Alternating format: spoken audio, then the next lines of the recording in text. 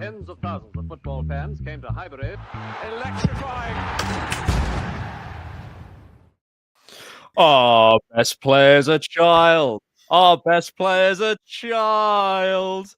How bad must you be? Our best player's a child. Welcome back to the Insurrection. Arsenal 2, Leicester City 0 at the King Power. That turned out a lot more fun than I thought it might be about half an hour ago. It could have gone a little bit differently. It could have gone. It could have gone very differently. Luckily, we found Mikel Merino. The number 8 to number 9 pipeline is alive and well. Really important victory for Arsenal. Keeps us, I think, 4 points behind Liverpool. Keeps us in the title race, he says, with with air quotes. But yeah, we keep on. We keep on. George, how was that for you? And that was an early start for you. So that must have been painful for a lot of that. But hopefully by the end, at least a little bit enjoyable.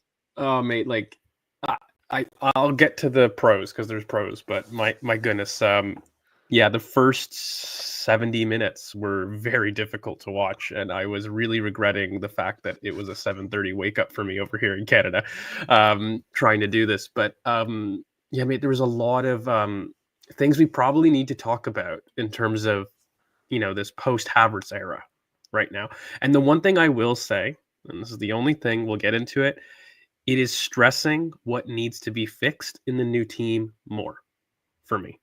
When you don't have identity pieces like Saka, when you don't have a Nwaneri, who everyone is very frustrated with as a runner, I think this and players like Sterling, respectfully, highlight what you miss, what you had. The grass isn't always greener, and I think there was more issues in midfield than I actually had in attack for the most part. To be honest with you, I felt that the midfield really struggled today.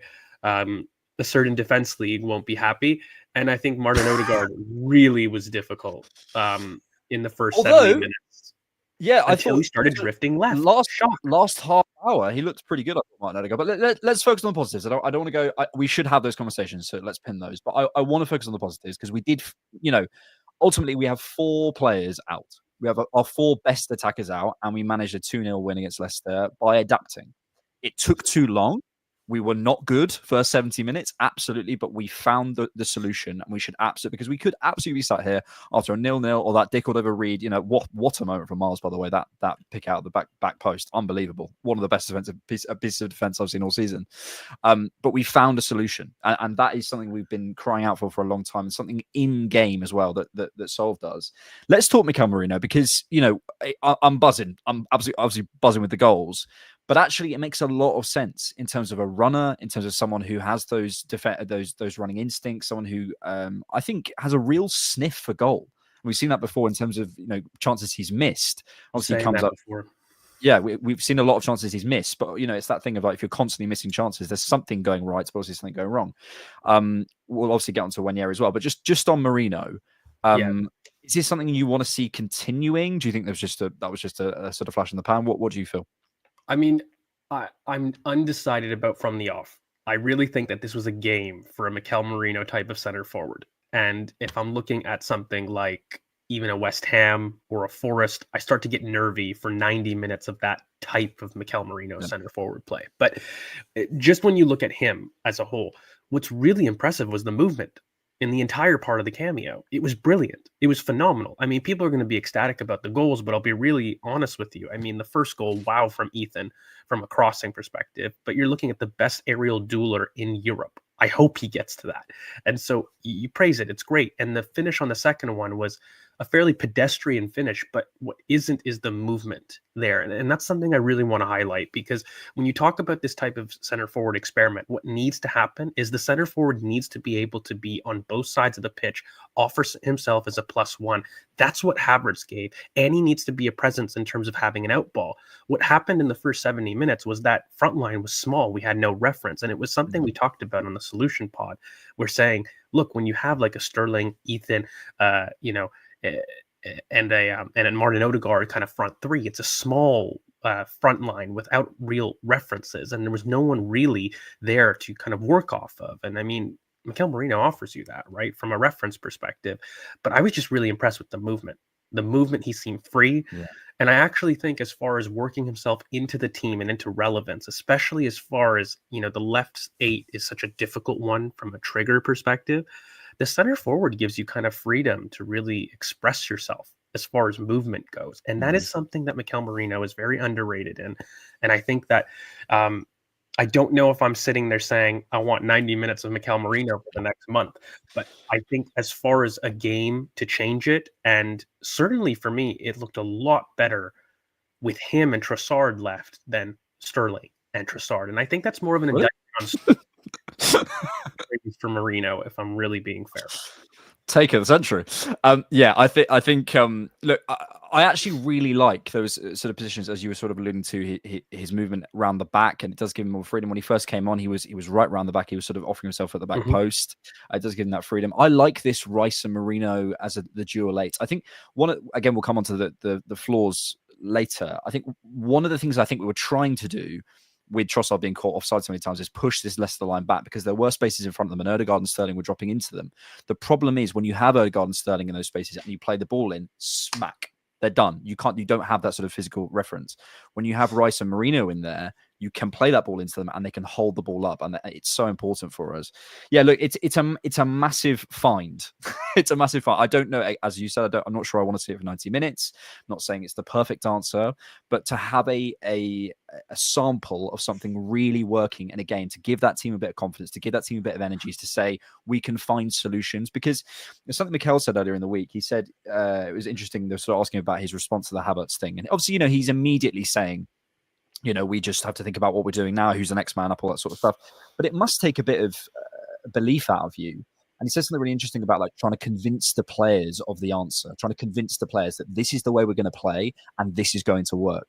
And for something to work, like in the way it just did, I think is really, really important to say, okay, guys, we don't have Kai, we don't have Jesus, we don't have Saka, we don't have Martinelli, but I'm going to stand up as the manager and tell you, Mikel, you're going to go up there and it's going to work. And this is a really important moment for that, to try everything, to try whether it's, whether we move on to Nwaneri in the middle or we move on, I don't want to, but to move on to Calafiori or whatever it is. I think it's really important for the dressing room to see a different option going in and working. We can find different ways through games, and I'm really, really pleased. I want to talk Ethan Nwaneri. Our best player is a child, guys. Look, we talked many, many times about his qualities and stuff, but one of the things that stood out to me today, George, is he's already developed out of position, by the way, against a brilliant defender in Christensen, who I thought actually did pretty well against it. Christensen, this is how good he played. Christensen did well against Nwaneri, I think, today. But he's already developed that Saka thing where he can take you both sides, out wide, out of position. He's got the most thrust in the team. He's got the most variety in the team in the forward line. The quality he shows in terms of his ball striking off both feet. At 17 years old, George, we are watching a superstar. And you can't say any more than that. It's the moments where he receives it under pressure, and the inventive turns that he is able to do, and the angles that he works, the shimmies, it's those moments of doubt. And then I think what's key, mate, is his ability to go on the outside. No one down that right-hand side has that real ability except for him. That's what makes him so crucial and why he's going to start games, because the threat that he offers, in the final third with his ball striking, is unbelievable. I mean, we're talking about a player right now that's hit the woodwork twice in this match. And, one of them is off a weak foot, powerful drive off, after sending somebody inside and taking him on the outside. That, for me, that threat, that distance that he generates is because of that threat, that ability to take it off both feet. It is something that he's got. And then I think he's got the culture in the pockets as well to receive and play passes that are really dangerous. The thing is, if Ødegaard is going to do what he did in the last 30 minutes, we're going to see something really brilliant in the next month. As far as dropping deep, drifting left, giving Ethan the space to operate in that zone, but whose key is Ben. Ben needs to come in here so that we get somebody inside the pockets and get Ethan central, period. Because right now, I think Ethan, he doesn't have the explosiveness of a Saka, but he's got that explosive finish, right? And I think he for me is somebody that offers our best kind of threat out of nothing, if you will. in the final third right now. And it's because of that short backlift that we've talked about before on the channel. It's because of his ability to go both sides on the pitch. And it's not normal. I think you're right to praise it, because while he didn't get a goal, he deserved a goal. He was man of the match. And I mean, that first cross for me is incredible. It's very underrated in terms of his ability to get up and down so close and spot that run. It was just so smart. And, I think he was building up to it, in the last 15 minutes before that assist. And so, man, it was really nice to see him. I knew he was going to be there. He was the one that when you started the lineup and said, Ethan will be fine, I don't worry about him. And I think that says it all, doesn't it? Especially when someone on the other side is 13 years older and we don't feel that. He's unbelievable. I think as you say, obviously we want to praise Merino and his movement, and he did great, but Merino didn't have to do much off that header. Like, he was in the right place. Absolutely, let's praise that. But that ball was just guided in. And in the same way that, we've seen before. And the quality is unbelievable. And I think when Saka comes back, Saka goes back in the 11, but the conversations around it, it's going to be so fascinating to see where he ends up. Let's go through some super chats before we come on to some other things. Red on Rights, thank you so much for your super chat. 30 million is cheap for Merino. It's massive for him. I also think in the story of his season, coming in, first training session, falling over, not quite finding his feet. We've talked many times, we spent £30 million on Mikel Merino. We didn't spend £90 million on Jamal Musiala. We can't now. It'll be probably 200 million.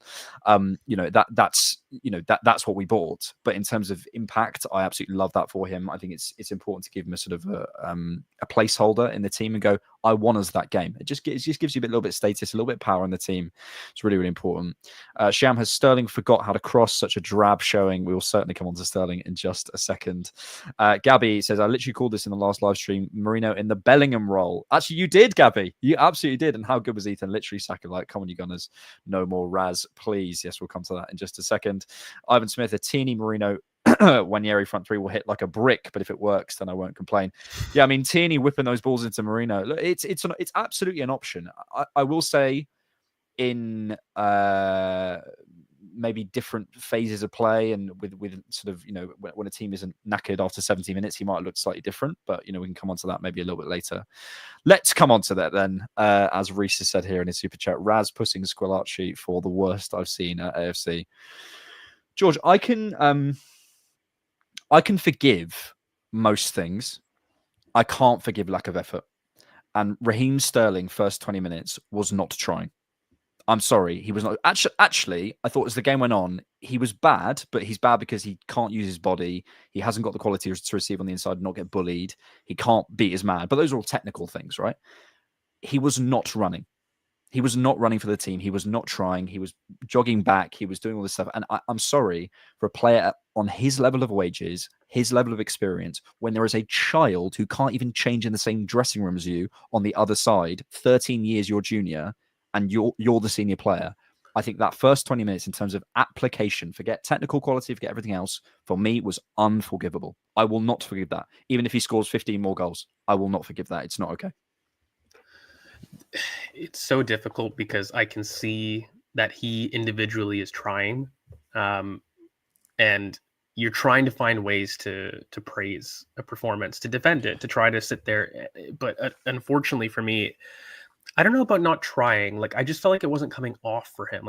I was seeing some good intent, but then it was like, you've got to be stronger in terms of your retention when you're higher up. And the offsides really annoy me. That for me is a very lazy thing from a center forward, from a winger or a right winger to have. When you can see across the line and you're offside so consistently, that's something that as a coach, you're livid at. You kill attacks that way. And I think that he is somebody that can work in moments, but again, we can't have that at this point in the season, in this moment in time. And he also wasn't bought to be that, right? At the very least, if you were going to be supportive of Raheem Sterling and a Band-Aid solution and whatnot, he had to be somebody that provided impact in the few minutes that he had, and he can't seem to do that. And so, yes, you can add he's lacked minutes. Yes, you can add he's not had consistency in the team. Certainly not. Yes, there's reasons for him not to be performing, but I find myself really struggling when you're looking at a player of his quality, his past and his career, that you're looking to justify, as opposed to saying that was good. Not even brilliant, but that was good. That was good play. And I do think as the game went on, he grew, but we're looking for small bars here at this point. Yeah. And yeah, it's more frustrating about the overall idea of him. I'll be really real with you. Like the idea of him, that for me was always bound to fail. As far as Raheem and performing, you can understand that maybe, confidence plays a role where he's been at in his career. You can understand why he is where he's at. But fundamentally for me, the idea of him and Sterling on loan, I will never understand. I just simply want, and I can't not criticize the club, mate. Like this, I said it at the time in the summer. I keep repeating it all throughout the year. So it's a broken record from this point. But the idea of Sterling was the major fault. And so I don't know if I blame the player necessarily as much, but mate, I don't know. It's tough. It's tough when you see the offsides, mate. Like that for me sends me. Like I don't want to kill him, but I don't have any justification for it. And this was somebody that can go on the outside. Like why am I? The things I said about Ethan, I should be saying about Sterling. Okay, the threat that he offers on the outside, the ability to carry, offering as a runner. He got his cameo on the left wing, which I think he's more comfortable in. He looks more comfortable in that zone. But again, there's not enough threat. There's not enough impact. There's not enough stepping up there. And so, yeah, he was filling a hole as opposed to making it his own. And that's just not acceptable. I think you're being kind on him personally. I really do. As I say, I think I can forgive not physically being at the level. I can forgive not having impact. And as you say, in terms of the idea of Sterling, look, mate, we made a video at the time, and the title of the video is like Raheem Sterling's going to be great for Arsenal, because we felt that it's like, okay, it's a what do we say? It's a band-aid solution, as you would say in Canada, but or plaster solution, as we'd say over here.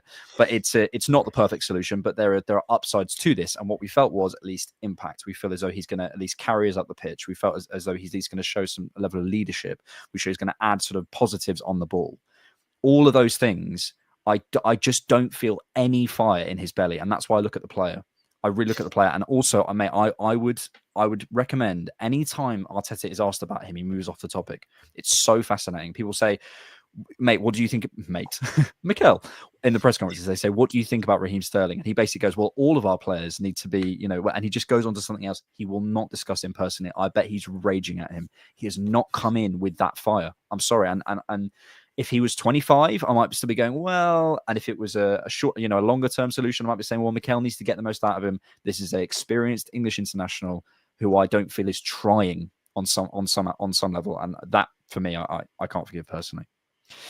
Let's come to the stats from Scott Willis. 1.4 expected goals to 0.2, 11 shots to 5 shots on target to their 2, 60% possession to their 39, 51 final third entries to their 29, 49 deep touches to their 30, 30 zone 14 touches to their 7, and 50 progressive passes to their 20. There is the running XG. Let's never speak about that first half ever again. We will come to why we felt that the first half wasn't quite working in just a second. There's the shot map, and obviously the 2 Merino goals. Again, it's the perfect zone for 8s, and these sorts of slots, Rice and Merino making these runs in behind when the ball's wide, whatever it might be. That's where I think we could get a lot of goals this season. And also maybe Ødegaard as well. We can come on to how we can maximize him in those slots as well in terms of goal impact. And there it is, the beautiful field tilt.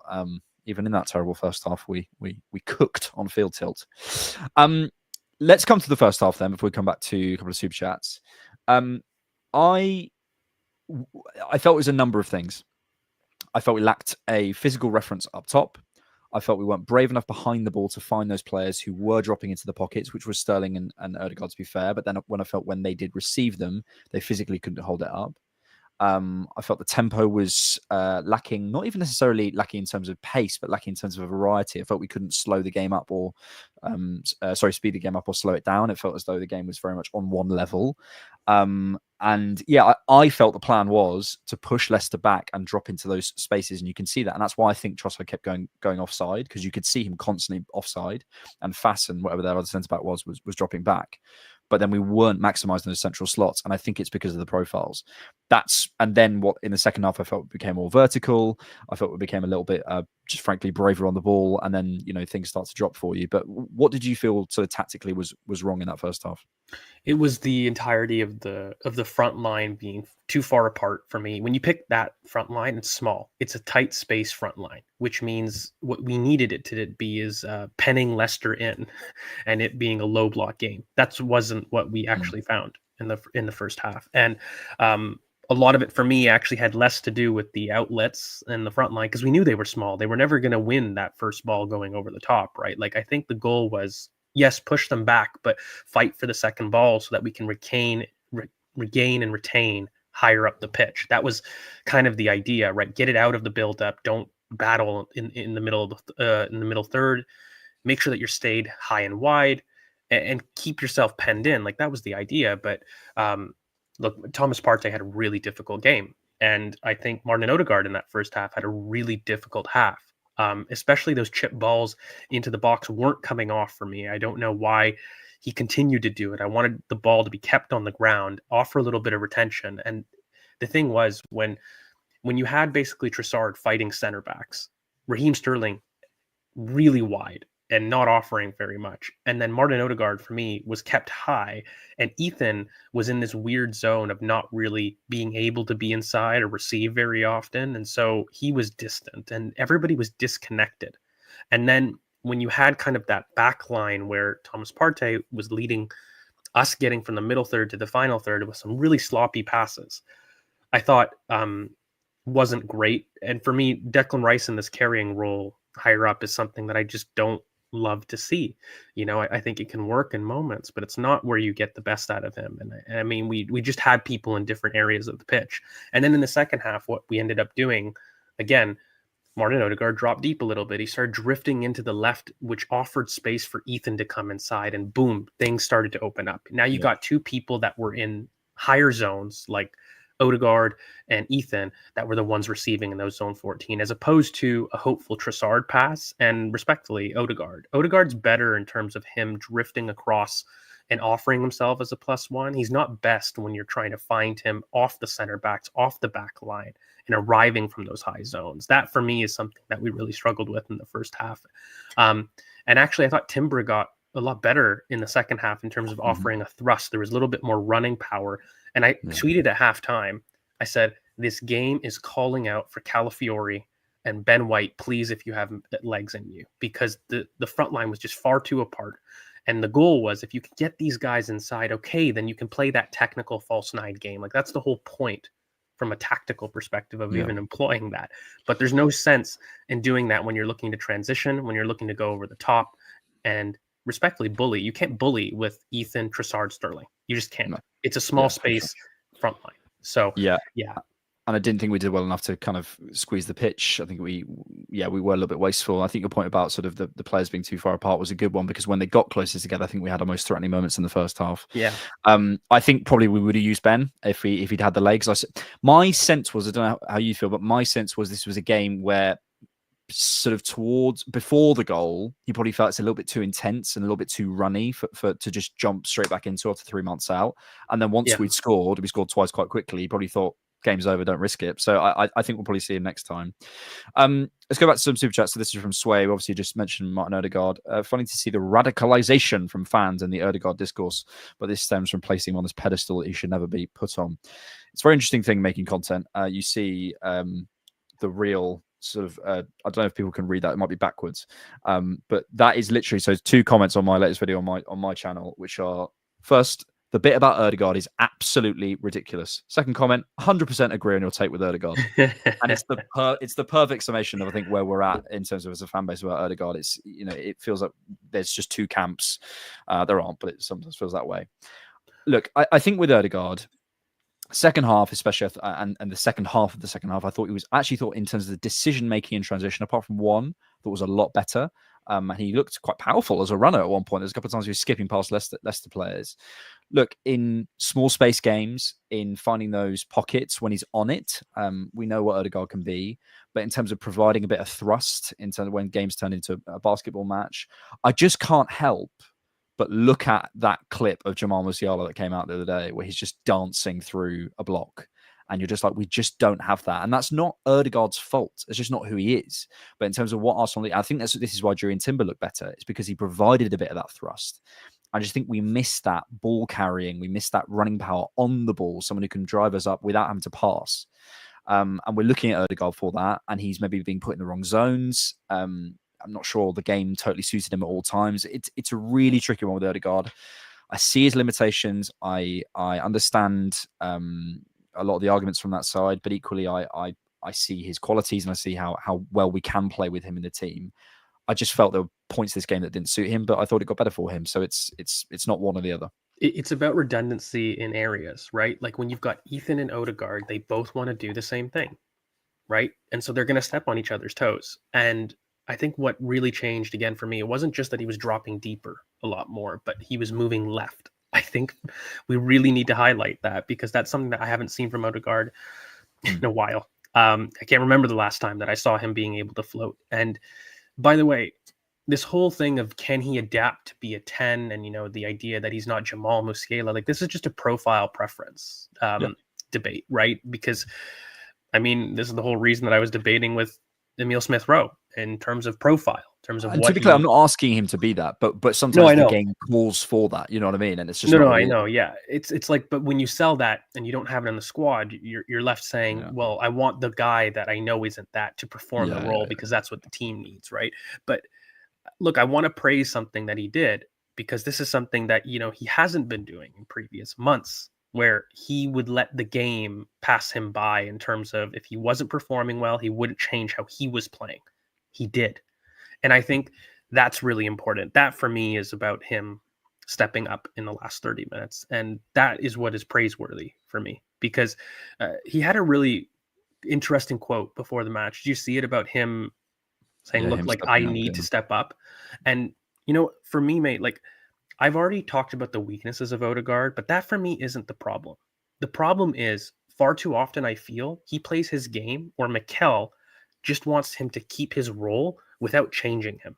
Yeah. And why I was so happy to see him take it on his own accord to say, this isn't working.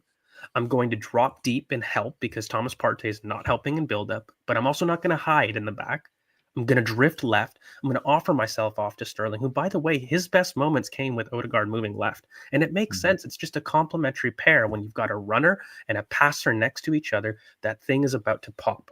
And when you have, even Ethan, with him looking a little bit better in the second half, when you mentioned Jurriën Timber running, why? Because when you pair somebody who is a passer, a small technical player, with a runner on the outside, it pops. We just need to start pairing people that make sense a bit. And then if things aren't going well, I really think that Ødegaard needs to be praised for changing himself to the game now, because I don't think we've said that enough about our experienced players, period. Like how many times in the last year can you talk about a player, an experienced player rather, not a player, because Saka's done it a lot. But when can you say an experienced player has seen the game not going well, himself not performing well, and then changed his role to change the game? That's something that we haven't seen quite as often as what we would have wanted. And that's something that he did. I do think the discussion, sorry, just to quickly end, is very dominated. And I don't even mean this to be a troll, by the NNT debate of it all. It's what's caused the war. I'll be very real. I don't want to get away from it because it causes a divide that when you criticize Ødegaard, you're in the camp that he must be banned. When you praise Ødegaard, you're in the camp that he's the best player on the team and was ahead of Saka. That is the projection that people are making, and both are categorically wrong. Okay, there are things that Ødegaard hurts this team with. There are things that he is limited in as a profile.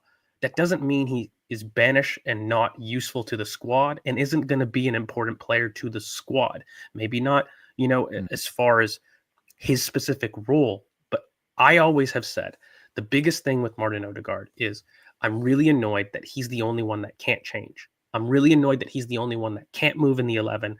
Today we saw it a lot more, and so I think, that was important.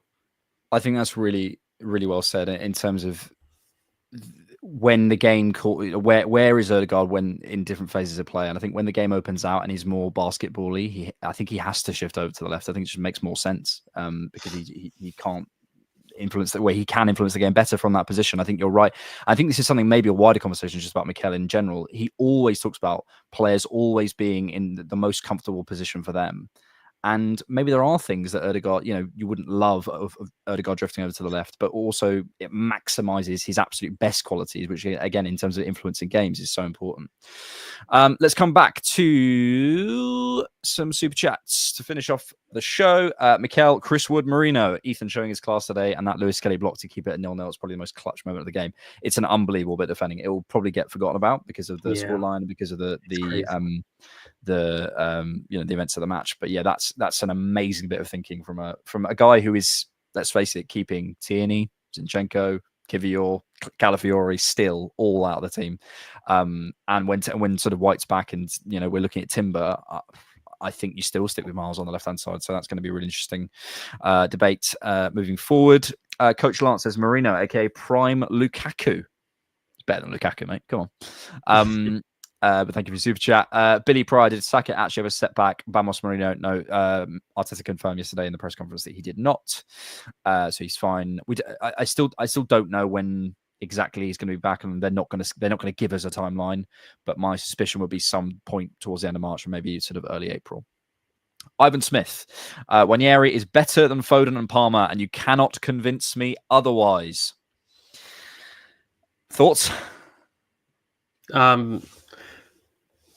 I think that he's going to be a very different player. I'd have him definitely over Foden. Like, I think he's a lot more complete as a profile over Foden. I think Palmer is definitely a lot closer because Palmer is a little bit more of a runner than Ethan is. But I think they've both actually got some fairly similar ball striking prowess. In fact, I'd probably edge it Ethan on that alone. But I think Palmer and Foden, they're very different. For me, Foden certainly.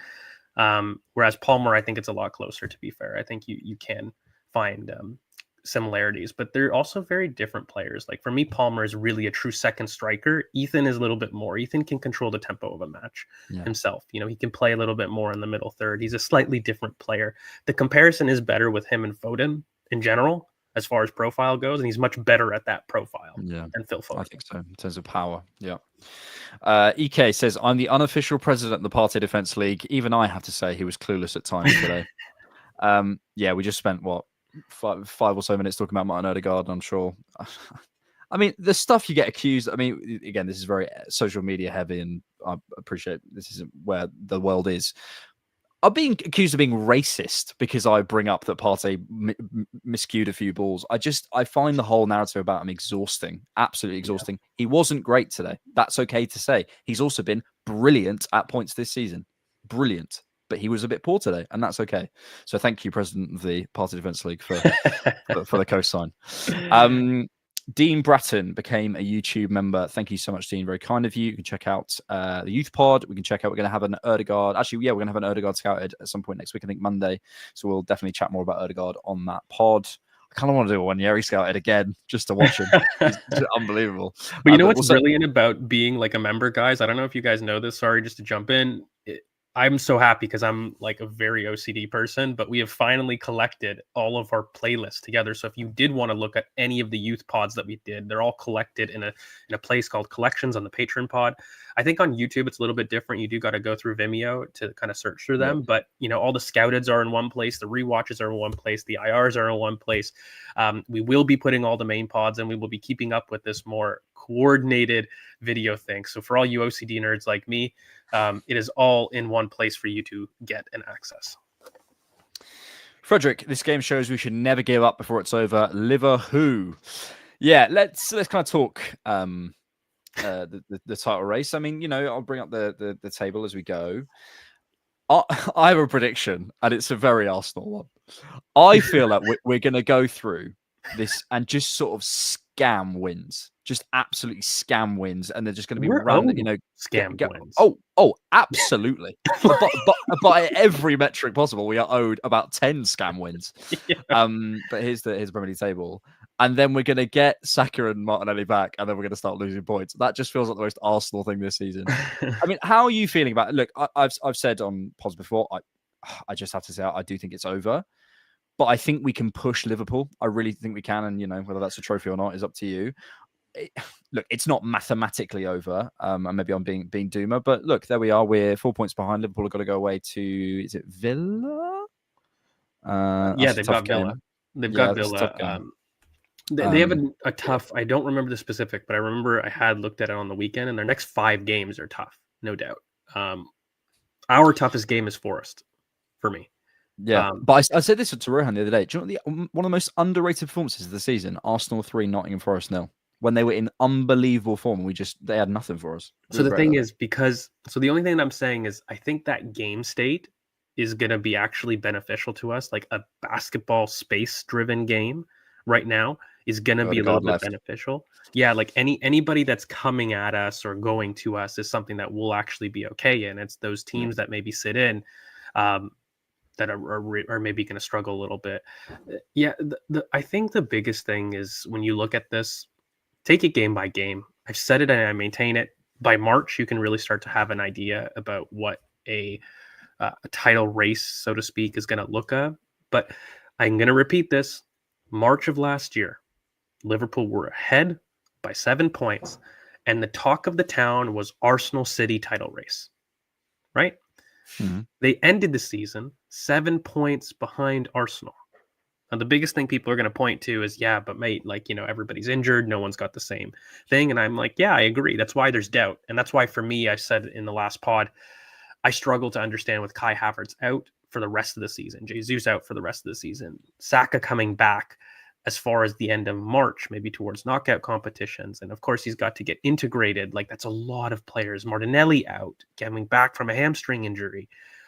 I'm doubtful that we can sit there and really be confident. I think if Martinelli was fit, Saka was fit, I actually would be. I actually don't think Jesus and Havertz are the breaking points. It's really just the Saka and the Martinelli of it all and how quick they can come back from injuries, which that's a hope in terms of that. Yeah. So I can't be confident of a win, but I'm just taking it game by game, and I'm certainly not giving up on it. That's I am. It's mainly to protect myself. It's that thing, that thing where you haven't like, you've got something coming up and you just like, I don't actually care about it. So it's like an exam, you're like, I actually don't care. Like, have you revised? Like, no, but I don't care about it. So just unless you do well. Unless I do well, in which case I really care about it. If we win, I will always say this. I think your point there about Havertz as well. I also think as well, we've kind of found, we haven't found him, but we've kind of found Nwaneri and Miles. It's like kind of +2 this over the course of the season in terms of players that can make an impact on the team, and specifically in the forward areas with Nwaneri. So for me, I think there's something in this if Saka and Martinelli absolutely hit the ground running. But yeah, I feel pretty pretty pessimistic about it, unfortunately. Let's finish with the last couple of super chats from Nick Campbell, who says those Merino goals, but by Šeško. Yeah, absolutely. That's who needs Alexander Isak when you got Mikel Merino? Soon says, what's Ethan profile close to? I guess it depends where he's playing, but you were sort of saying I would say a more physical Phil Foden in some ways as a reference. Like, my comparison has been, for me, he can be a Modric type of central midfielder. But the thing is, he's got this output in him that, Modric didn't have, but he's got the ability to kind of control the tempo of a game. That, for me, is what his best quality is. And then you add, if you want to call it the Foden finish, but I actually don't think that's fair, because I think Ethan's actually done it all his life in the academy, and he's actually even better in the box and as well as off both feet. Like, that for me is the only issue I've got with the Modric type of thing. I like the David Silva comparison that I've seen people make. The only thing is he's a lot more physical and a lot bigger running power. So again, Ethan's unique. I really don't know if I find a profile that's quite like him. He has the mind and technique of those silky tempo controlling footballers, but then he's got the power of those real second striker type of midfielders. So he's a cross between the two, a very unique kind of hybrid, where he's not too much in one camp, right? Like, he's not so much second striker that he's got a Kaká type of running power and ability in the channels. But, as far as when you go deep in the Modric of it all, he's cute and he's able to come out of tight spaces. But as far as like having a Toni Kroos passing bag is something that I think is a little bit far from that type of midfielder, right? So he is really a cross in between that. The fun thing is I think he's unique in that you don't have to pigeonhole him. he really could develop into somebody that for me is a middle third dictator like an Ødegaard, or he can fully develop as a 10. It's really flexible. It's up to him. I think right now, as he's integrated into the team, everyone's looking at the output and they're saying, wow. But for me, look at that Mikel Merino goal again. I really encourage everybody, because that for me, about controlling, and I call it creative fixing on the wings. And this is something that we did talk about in the Nico Williams scouted. But it's an ability for somebody to control the tempo in the final third. And that for me is something a little bit more beyond your number 10s that provide output, right? Like that is something that's a little bit different. So that for me is like his profile comparison. I don't know if there's somebody that I've seen that screams it. Cazorla's arc, I think, is actually what Ethan will do. So he was somebody that was a really technical, both-footed player that was in the number 10 that moved a little bit further back. And that for me is exactly what Ethan is going to do. And he's got a little bit more physical, but less technique than Santi, I would say. Santi was a freak, technically. But I do think that Ethan's has a lot more physically to his game. But I think he's going to have the same career trajectory path where you'll see him in those higher zones, but as his career progresses, he's going to move deeper and deeper. Final one from Red on White, who says, how would Zubimendi help a game like this? We wouldn't give as many balls away as Thomas Partey, let's put it that way. Let's put it that way. We did a Zubimendi scout if you want to check that out. But yeah, I think in terms of just controlling the tempo a little bit, maybe allowing us to press them and kind of push up and squeeze the pitch a bit more. I don't know. It's difficult. I just don't think we controlled that game very well as a team, like in terms of the loose touches and in possession. I don't think we managed to sort of keep ourselves in the final third. But so much of that is about Saka and Martinelli and those players and stuff. And the reason they are so good is if you go look at their progressive passes received numbers, etc., they just don't lose the ball. And unfortunately, players like Raheem Sterling and Trossard and so on love them, but they do. So it becomes more transitional, and that's a big aspect of it. Just quickly before we finish, so we are starting. I'm going to put a link in the stream comments. I can speak on our Discord. We now have. Oh, hang on a minute. I've got a new link. It might be the same link. On our Discord, we are now going to have I think it's called like a stages thing. I don't, as you can tell, I don't know. I don't really understand. I don't really understand what stages is.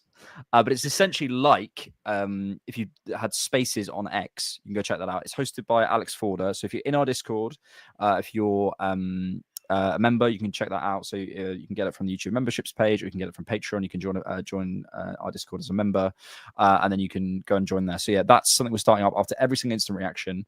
We'll finish here, and then we'll be straight onto Discord to sort of continue the conversation, but hosted by Alex Forder. So thank you, Forder, and please go check that out, and please check that out from the link in the description. But we will finish, George, on a link in the comments. But we'll finish on this final stat from Squawker. Mikel Merino is the first Arsenal substitute to score 2 goals in a Premier League away game since Pierre-Emerick Aubameyang against Fulham in October 2018. It's the first time he's ever scored a brace in the top 5 European leagues. George, who needs Isak? He would never come to Arsenal anyways, mate. Exactly. He'd never come. He would never come. Yeah. We'll go and sit on the bench behind a Haaland at City. I won't get into that.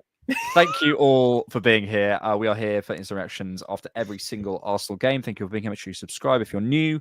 We've got an Ødegaard scout coming out. As George has mentioned, we've got loads of scouts you can go back and check out. We've got rewatches. We've got youth pods. We've got TCB lives, all sorts of stuff, and everything ad-free over on the Patreon and Discord. Patreon and YouTube member side. But yeah, thank you all for being here. Thank you, George. Thank you, good sir. Thanks for watching. Go and join that stage. I'm pretty sure it's called on Discord. And you can join that from the links in the description. And thank you for being here. Thanks for watching. And thanks for keeping it Arsenal. Tens of thousands of football fans came to Highbury. Electrifying.